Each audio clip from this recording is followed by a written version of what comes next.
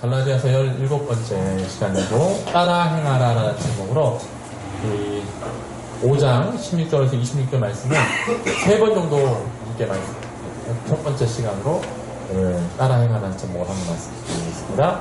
예전에 제가 청년들과 성경 공부하다가 이런 질문을 받은 적이 있습니다. 악하고 나쁜 사람들도 하나님 믿으면 착하고 선한 사람으로 바뀔 수 있습니까? 라는 질문을 많이 들었습니다. 청년들. 제가 그 질문에는 언제나 이렇게 대답했던 기억이 납니다.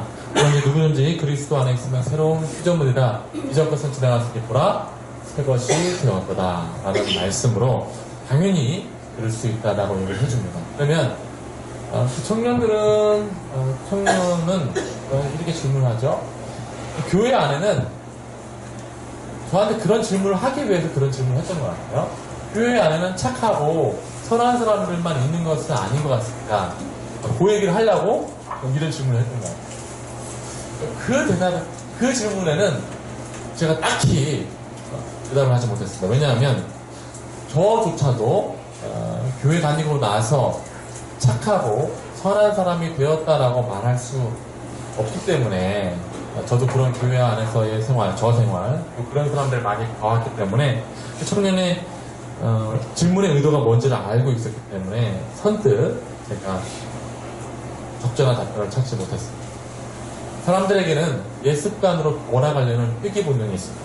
술과 담배를 끊더라도 술과 담배를 먹었던 비슷한 상황이 나오면 아무리 예수를 믿었던 사람이라 할지라도 그 상황이 맞닥뜨리면 내가 담배를 힘들어서 폈을 때 그때와 똑같은 상황이 맞닥뜨려지면 예전의 습관으로 돌아가려고 하는 그 옛 본성이 있죠. 우리가 옛날에 예수 믿기 전에 살았던 나 중심으로의 삶의 방향이 우리가 아무리 예수를 믿어도 그 상황이 똑같이 펼쳐지게 되면 그런 일들을 반복하는 모습들을 우리는 보게 되었습니다. 오늘 말씀에 갈라디아 교회는 어디로 돌아가려고 했냐면 거짓 선생들이 주장하는 유대교로 돌아가려고 했습니다. 마치 우리의 옛 본성으로 돌아가려고 했던 것처럼 이 갈라디아 성도들이 구원에 있어서 예수 그리스도만 의지하는 것이 아니라 다시 유대교로 돌아가야 한다. 할례를 받아야 한다. 다시 율법을 지켜야 한다. 다시 하나님을 믿는 내용을 시작했지만 다시 그 자리로 돌아가는 것이죠. 우리가 갈라디아서를 계속 봤지만 사도 바울은 이런 갈라디아 성도들에 대해서 대단히 격양된 용어로 갈라디아 성도들을 표시했습니다. 그러면 어리석은 갈라디아 성도다라고 얘기를 하죠. 목회자가 성도들에게 이렇게 얘기한다는 건 대단히 좀 어떤 면에서는 이렇게 할 수 없는 용어잖아요. 어리석도다. 제가 여러분들한테 어리석은 사람들아 이렇게 하면 얼마나 기분이 상하시겠어요? 근데 이 사도 바울이 이 갈라디아 성도들에게 모든 성도들에게 어리석도다라고 얘기했던 이유는 그들이 분명히 예수 그리스도로 인하여 자유하였는데 그들이 어떤 상황에 맞닥뜨리니까 유대교의 가르침에 맞닥뜨리니까 다시 그 예수님 믿는 것을 포기하고 유대교로 돌아가고 있기 때문에 그 복음을 포기하고 있기 때문에 어리석도다라고 얘기를 하고 있는 것입니다.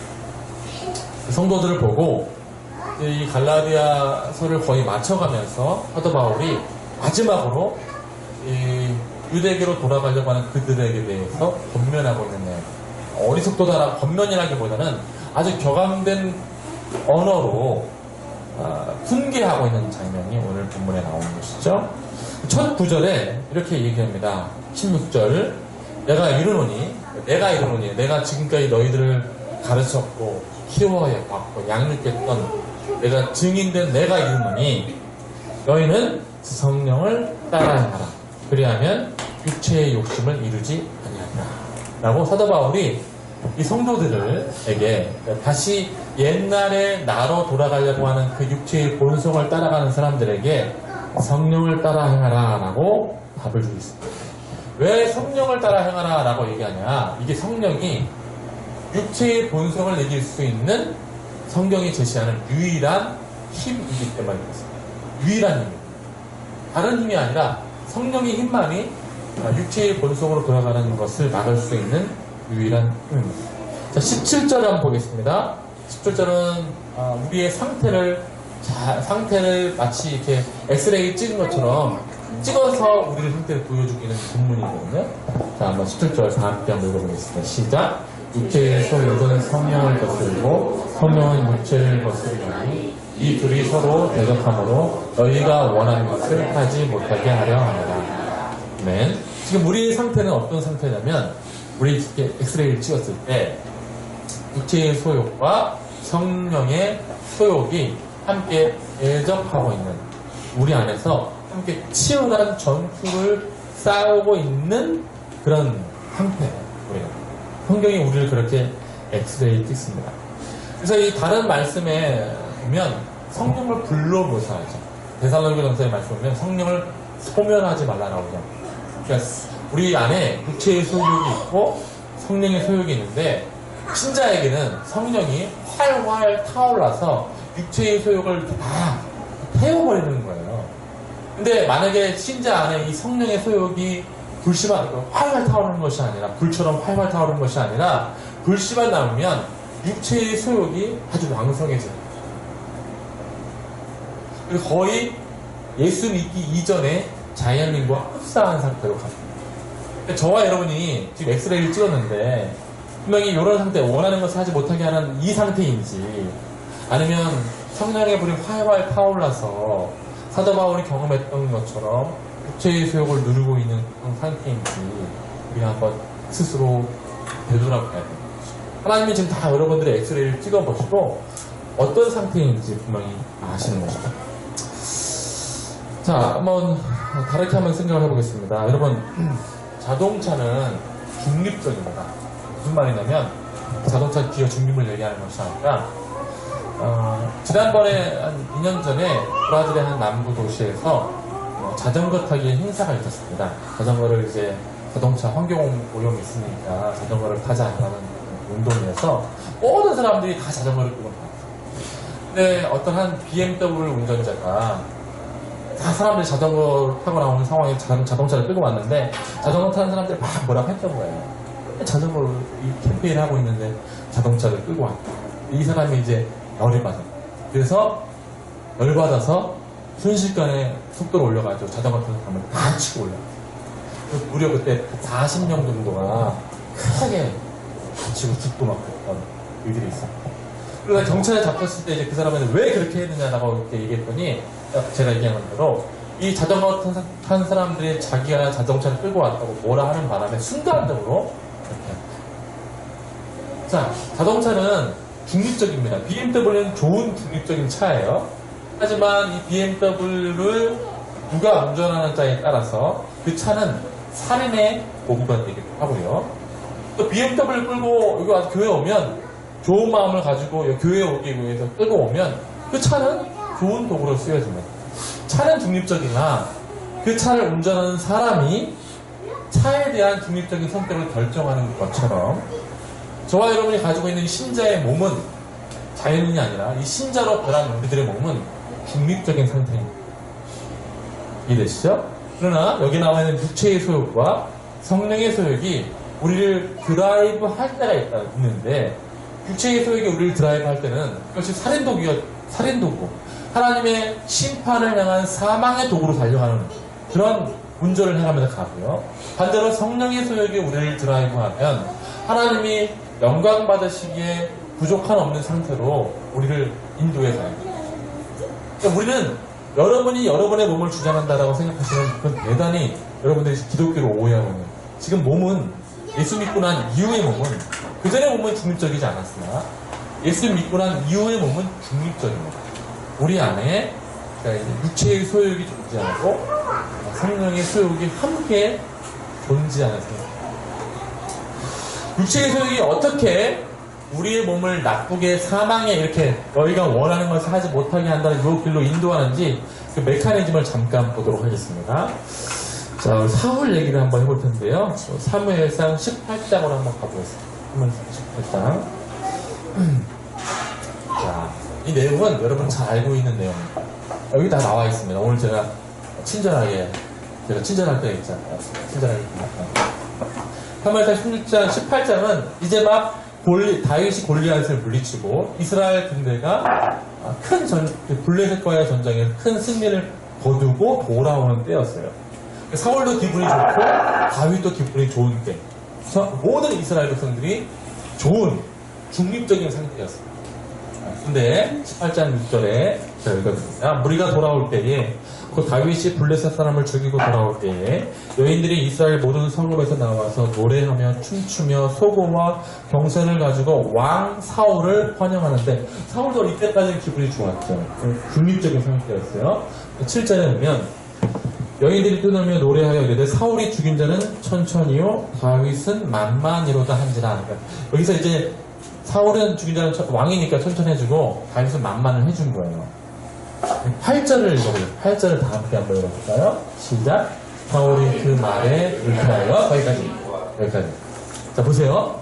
사울이 그전에는 중립적인 상태였으나 그 말에 첫 번째 어떻게 했다고요? 불쾌했어요. 사람이 불쾌할 수는 있습니다. 어떤 일에 불쾌할 수 있어요. 그러나 이제 내가 불쾌한 거잖아요.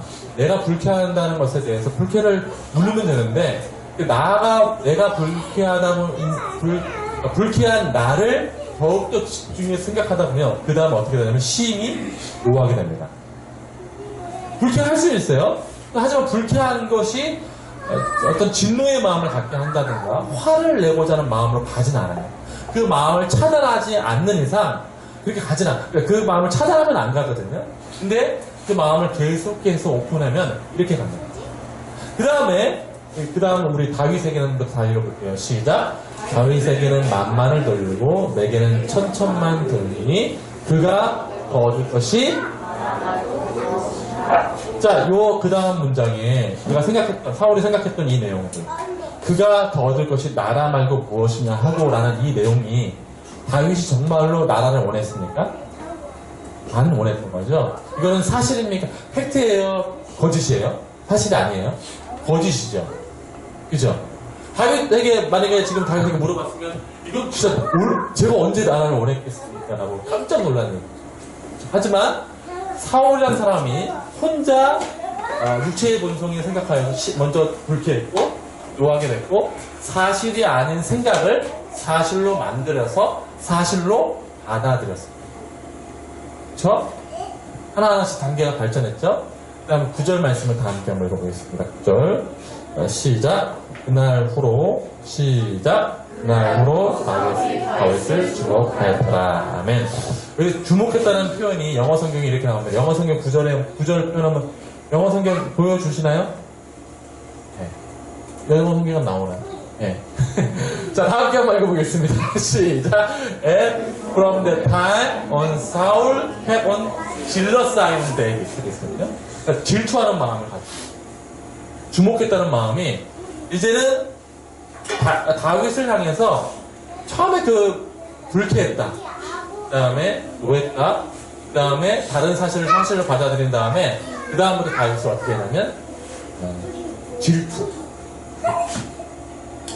여기까지가 이제 점점 육체의 본성이 자기를 확대해가는 모습. 그 다음에 몸은 중립적이라고 했잖아요. 그러면 사울도 중립적인 몸이었어요. 그러나 우리 이제 9절, 10절 보겠습니다. 10절, 11절 보면 그 중립적인 몸이 이제 행동을 합니다. 자, 10절 제가 읽어드리겠습니다. 그 이튿날 하나님께서 부리시는 악령이 사울에게 힘있게 내리매 그가 집안에서 정신없이 떠들어대므로 다윗이 평일과 같이 손으로 수금을 타는데 그때 사울의 손에 창이 있는지라. 11절 그가 스스로 이르기를 내가 다윗을 벽에 박으리라 하고 사울이 그 창을 던졌으나 다윗이 그의 앞에서 2번 피하였다. 여호와께서 사울을 떠나 다윗과 함께 계심으로 사울이 그를 두려워한지라. 자, 그 몸은 분명히 중립적이었어요. 그러나 그가 한 행동은 이제 어떻게 됩니까? 육체의 본성, 그러니까 나가 중심이 된 이 다윗을 이용하는 마음이 증폭된 나가 중심이 되어서 창을 던져서 다윗을 죽이는 행동까지 가게 되어졌습니다. 이게 마지막에 결국 이제 만약에 죽였으면 살인인 거잖아요. 죽였으면. 근데 이제 다윗이 책상에 피해가지고 다행히 살인죄를 여자. 사울이 불쾌하고 화가 나고 그다음 사실이 아닌 사실로 받아들이고 그다음 질투하는 마음을 가지고 결국 그의 중립적인 몸이 중립적이지 않고 나를 중심으로 내가 생각했던 방향으로 내가 하고 싶었던 내용으로 몸이 움직여서 다윗을 죽이려고 했고 그 이후에부터는 사울이 다윗을 두려워합니다. 그러니까 이게 바로 육체의 본성이 우리를 주장해가는 어떤 단계적인 묘사입니다. 아주 조그만 생각부터 시작했어요. 불쾌한 그 생각부터. 저와 여러분이 어떤 육체의 본성 이런 거 시작하는 이런 단계들도 그래 내가 오늘부터 내가 타락할 거야 그렇게 해서 시작하지 않아요. 저도 제가 성령의 충만함이나 성령의 인도함 받지 않을 때가 언제 시작하냐면 조그만 생각 우리가 가지고 있는 아주 조그만 생각들로 시작해서 그 다음 발전하고 이 몸이 더 이상 중립적인 상태에 있지 않고 점점 더 나를 중심으로 한 나를 만족시키고자 하는 몸으로 갑니다. 그리고 그 내용을 누가 붙여주냐면 아까 이게 사무엘상에 나와 있지만 누가 붙여주래요? 사단이 역사. 사단이 그 마음에 그래 그게 맞아 하고 우리 가운데 동의를 해주죠. 그러면 그게 맞다라고 왜냐하면 나를 되게 위로해 주는 것 같거든요. 그래 내 생각이 맞아? 그러니까 그래 그렇게 해볼까? 내가 그런 마음을 가져도 돼? 그렇죠. 나를 동의해 주니까 그쪽으로 점점 제가 지금까지 수많은 성도들과 목회하였습니다. 목회하고 특별히 이제 청년들 같은 수련회를 많이 했잖아요. 수련회를 많이 하고 수련회 때 마지막 날은 뭐예요? 다음 때 막 기도해요. 주여를 엄청 들어가. 기도하고 밤새도록 왜 기도 시간을 짧냐 하면서 기도해요. 하지만 집으로 돌아가고 난 다음부터는 그 전에는 막 그 수련회 때는 막 충만한 상태 뭔가 이렇게 중립적인 상태에서 하나님을 향해 막 가지만 집으로 돌아가고 나서는 어떻게 하냐면 집으로 돌아가서부터는 그 중립적인 상태에서 다시 옛날로 가는 거예요. 그래서 제가 이 수련회나 지금까지 목회하면서 보면 사람이 절대 안 변해요. 아무리 말씀으로 함께 얘기하고 아무리 권면해도 잘 안 변하는 거예요. 여러분이 예배를 드린다고 해서 변한다고 생각하시면 안 돼요. 이건 큰 착각이에요. 교회를 다니면 변한다? 안 변해요. 안 변해요. 오히려 더 이걸 이용하지 안 변해요. 나 교회 다녔으면 괜찮아라고 어떻게 허용할 뿐이지 안 하지 않습니다. 다시 나를 위해 사는 것입니다. 중립적인 몸이 나를 위해서 하는 생각들로 다시 나를 살아갈 수 있습니다. 예배 드리고 집에 가서도 또 수련회 마치고 집에 가서도 나를 위해서 한번 수련회면 예배 잘 들었으니까 게임 한 판 할까? 이렇게 시작. 또 이용은 괜찮고요. 나를 위해서 내가 지금 열받는데 욕 한 번 나올 수 있잖아. 이렇게 시작됩니다. 나를 위해서 좀 내가 짜증나는데 짜증을 좀 내 마음 인정할까? 이렇게 내가 나를 중심으로 하는 내용들이 점점 확산되어서 그리고 우리가 미처 그것을 깨닫지 못하는 사이에 하나님이 아니라 나가 중심이 됩니다. 또 한번 따라서 할게요. 신자의 몸은 분명히 중립적이다. 신자의 몸은 여러분이 그걸 아셔야 돼요. 오늘 설교에 다른 내용들을 보면 여러분 지금 중립적이시죠? 지금은 그렇죠? 지금 중립적이시죠? 그러나 여러분들이 내가 어떻게 하면 좀 편할까? 내가 어떻게 하면 나를 좀 더 생각한다면 그 중립적인 것에서 점점 이쪽으로 갑니다. 자, 이런 고민들을 저도 하고 있고요. 모든 사람들도 하고 있습니다. 저도 성경을 읽거나 어떤 이렇게 기도하거나 이런 것이 좀 멈춰지면 금방 나를 중심으로 하는 신앙생활, 나를 중심으로 하는 삶의 패턴들이 펼쳐지게 됩니다. 그래서 저도 이런 마음이 있어요. 높아지고 싶은 나, 유명해지고 싶은 나, 사람들이 나를 칭찬해줬으면 하는 나, 또 내 마음대로 교회를 휘두르고 싶은 나, 아내를 내 마음대로 휘두르고 싶구나. 아이들을 내 마음대로 휘두르고 싶구나. 사람들을 내 마음대로 조종하고 싶구나. 내 육체의 본능에 충실하고 싶구나. 이런 게 우리들에게 올라와요. 사도 바울도 마찬가지였습니다. 로마서 7장을 한번 가보겠습니다. 근데 이 중립적인 상태가 어떤 특별한 상태는 아닙니다. 모든 신자에게 있는 상태예요. 로마 7장 사도 바울조차도 이 중립적인 상황을 이렇게 고백합니다. 그러니까 괴로운 거예요. 7장 18절 제가 읽어드릴게요. 내 속, 곧 내 육신에 선한 것이 거하지 아니하는 줄을 아노니 원함은 내게 있으나 선을 행하는 것은 없노라. 내가 원하는 바 선을 행하지 아니하고 도리어 원하지 아니하는 바 악을 행하는도다. 만일 내가 원하지 아니하는 그것을 하면 이를 행하는 자는 내가 아니요 내 속에 거하는 죄니라. 그러므로 내가 한 법을 깨달았노니 곧 선을 행하기 원하는 나에게 악이 함께 있는 것이로다. 내 속사람으로는 하나님의 법을 즐거워하되 내 지체 속에 한 다른 법이 내 마음의 법과 싸워 내 지체 속에 있는 죄의 법으로 나를 사로잡는 것을 보는도다. 오호라 나는 곤고한 사람이로다. 이 사망의 몸에서 누가 나를 건져내랴. 이렇게 했습니다. 사도 바울이 고민하는 것이죠. 오호라 나는 곤고한 사람. 이 사망의 몸. 아무리 예수를 믿어도 이 중립적인 것에서 자꾸만 나를 중심으로 가려고 하는 이 곤고한 몸에서 누가 나를 건져내. 요 고민 가운데 사도 바울이 있었을 때 이 고민을 해결해 준 것이 뭐예요?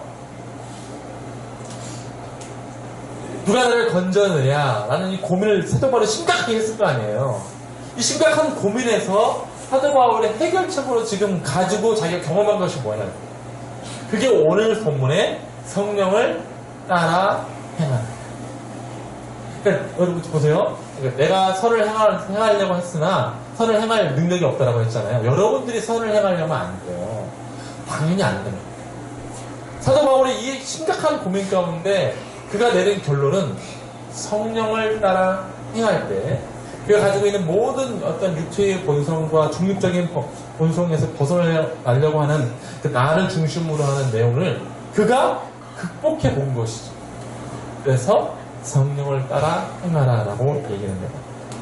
사도 바울 자체가 그런 사도 바울 자체는 유대교에서부터 출발해서 유대교에서 자라고 유대교에 아주 공부를 많이 한 사람이었고 유대교의 사람이었습니다. 그런 갈라디아 성도들보다 더 이 예수 믿는 이 복음이 너무 익숙치 않죠. 더 오히려 이렇게 유대교적인 기독교를 만들려면 더 잘 만들 수 있었을 거예요. 하지만 그가 그런 내용에서 자꾸 옛날로 돌아가지 않았던 이유는 그가 그렇게 유대교의 옛날 방식, 나를 중심으로 한 삶의 방식으로 돌아가지 않았던 이유는 극복할 수 있었던 이유는 바로 성령을 따라 행하는 모습이 있었기 때문입니다.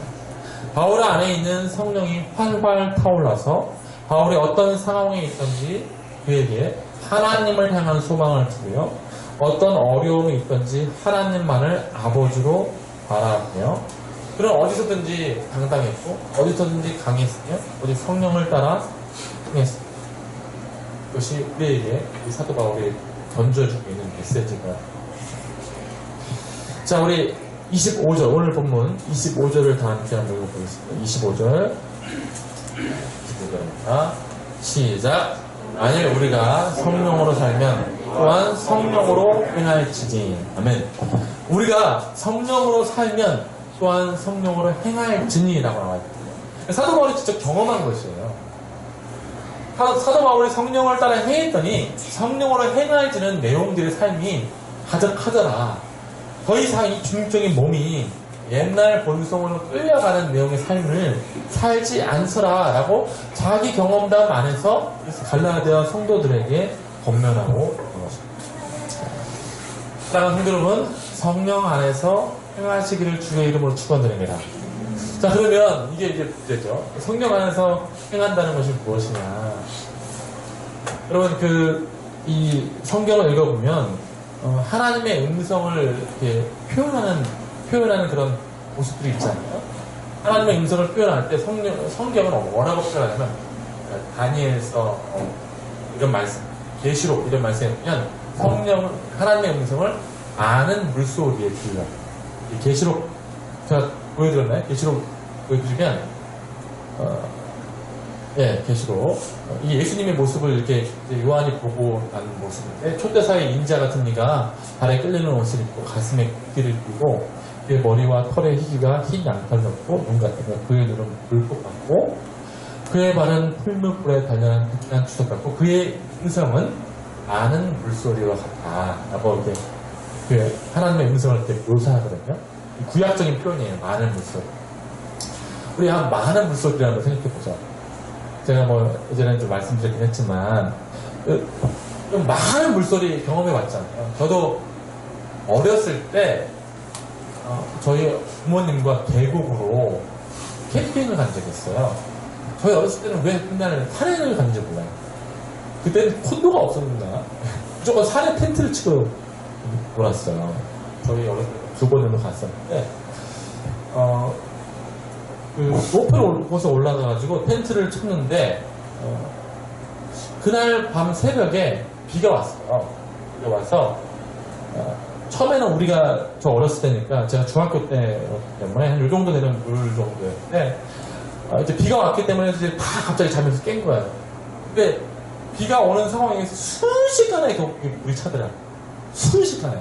우리가 여러분 계곡가에서 텐트 치고 있을 때 물어보면 이건 생명의 위협을 느끼는 거예요. 단순히 올라가는 것이 아니라 빨리 뭐 가는 게 아쉽고 여름이었기 때문에 다 이제 팬티 바람을 자고 있는데 갑자기 비가 왔기 때문에 난리가 나고 팬티도 꺼내야 되지.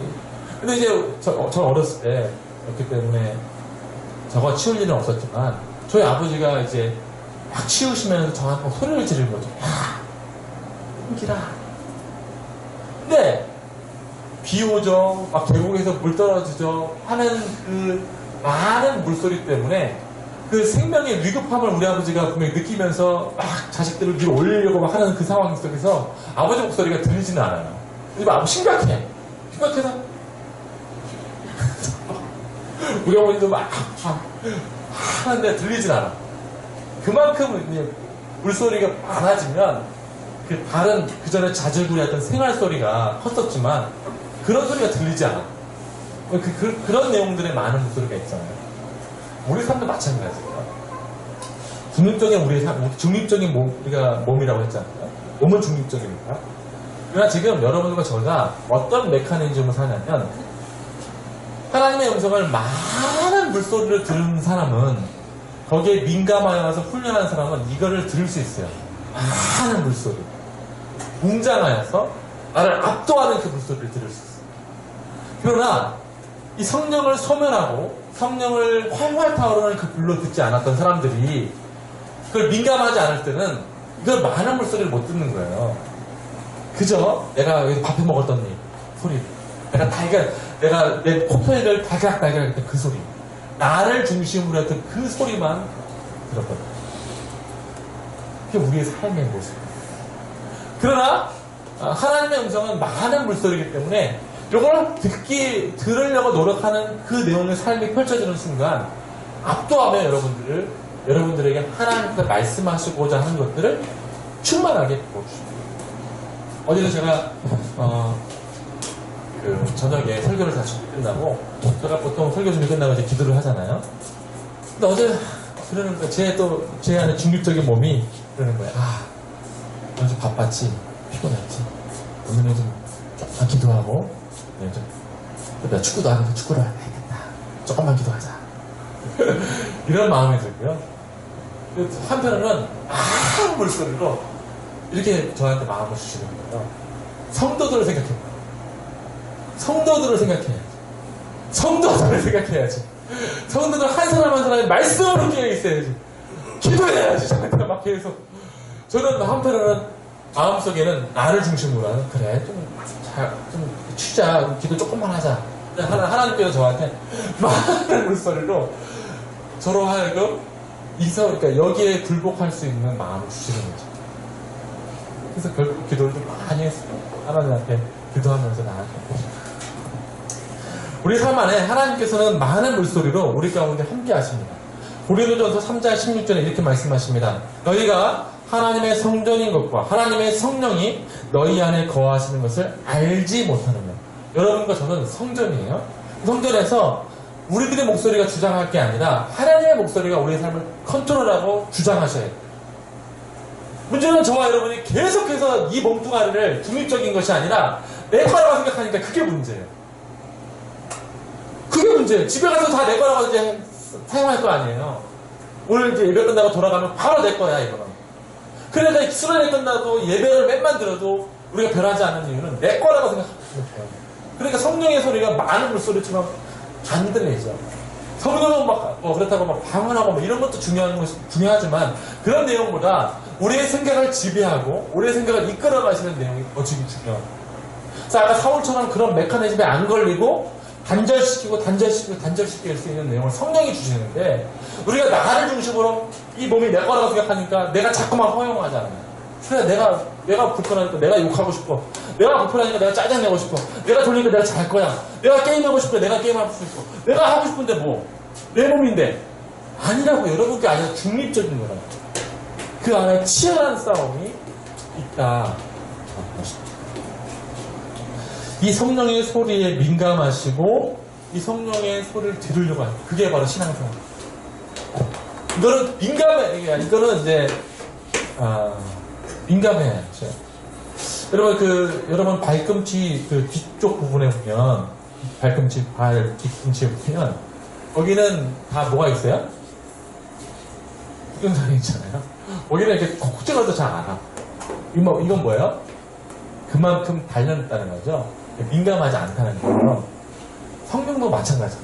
많은 물소리에 민감하려고 하는 그런 삶에 들으려고 하고 자꾸 마음을 오픈하지 않으면 거기에 굳은 살이 쌓여요. 나를 중심으로 하는 굳은 살. 그래서 성령이 많은 물소리와 활활 타오르 계시지만 우리 안에 너무 두꺼운 굳은 살이 있어가지고 항상 들리지 않고 찔러도 아프지도 않고 이런 상황도. 그래서 우리가 성경에서 보면 하나님을 잘 믿는 사람을 부드러운 마음을 가진 사람이다. 딱딱한 견고한 것이 아니라 부드러운 마음을 가진. 하나님이 이런 말씀하셨을 때 바로 부드러워가지고 마음이 흔들리고 두렵고 하나님을 경외하고자 하는 마음. 부드러운 마음. 저와 여러분이 이렇게 부드러운 마음을 가지는 사람이 영향을 좀 있습니다. 자, 그러면 성령의 소리를 듣고 난 이후에 성령의 소리가 우리에게 어떤 말씀을 주로 하느냐. 이제 이것만 보고 마치겠습니다. 우리 22절에서 24절입니다. 성령께서 주로 우리에게 하시는 말씀이 이런 거예요. 22절, 자, 보시면, 오직 성령의 열매는, 자, 시작.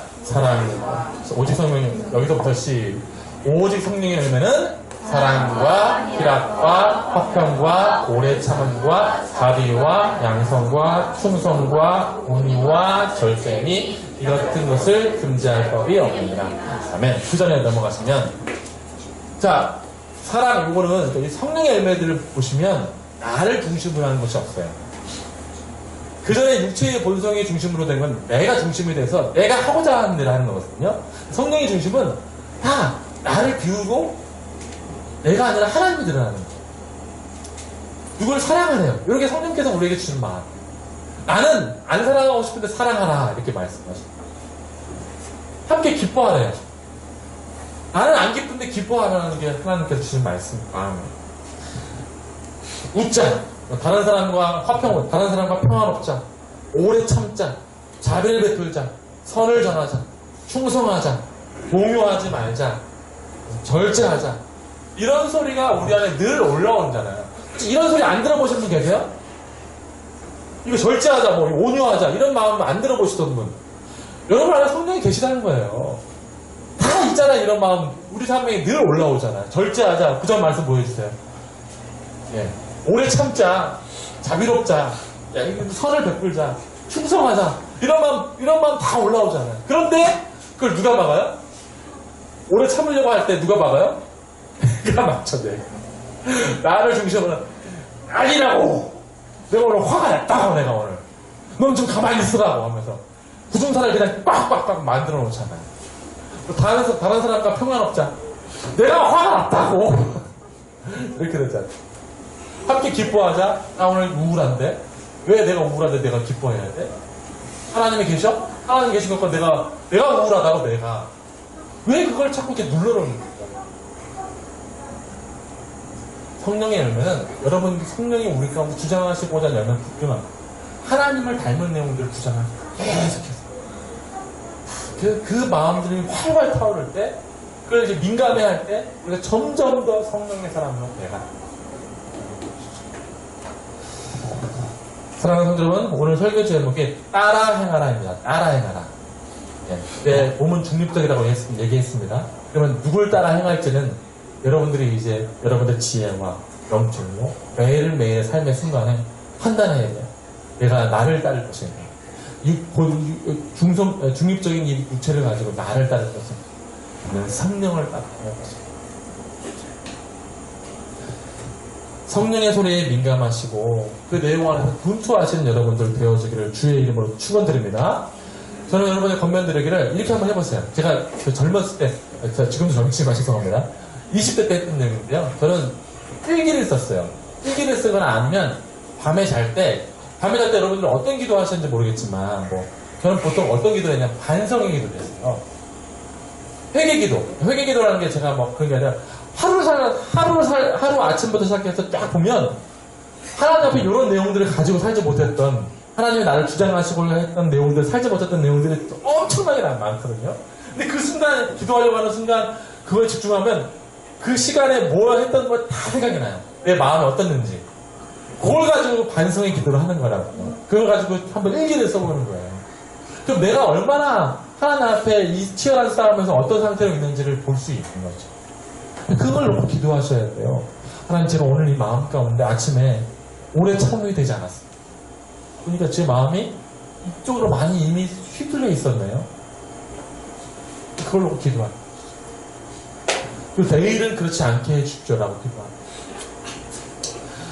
안타까운 건 뭐냐면 한국교회 안에 이런 자기와의 이런 성품을 개발하고 하나님의 그리스도인의 성품을 개발하는 이런 내용들이 많이 없어졌어요. 더 이상 그리스도인으로 사는 것의 목표가 없어졌어요. 그리스도인의 목표가 잘 되는 것. 요거 아니잖아요. 그죠? 그리스도인이 되는 게 목표인데 요거에 대한 청교도적인 삶의 방향들, 치열한 교회의 싸움들, 이게 없는 거죠. 우리 안에 계시는 성령을 무시하지 않고 그 성령을 따라 행하시는 믿음의 사람들 되어지기를 주의 이름으로 축원합니다. 우리 안에 육체의 중립성을 오직 하나님께 산 제물로 드릴 수 있는, 하나님께서 영광 받으시기에 조금도 부족함이 없는 그런 축복의 사람들 다 되어지기를 주의 이름으로 축원드리겠습니다. 함께 기도하시겠습니다.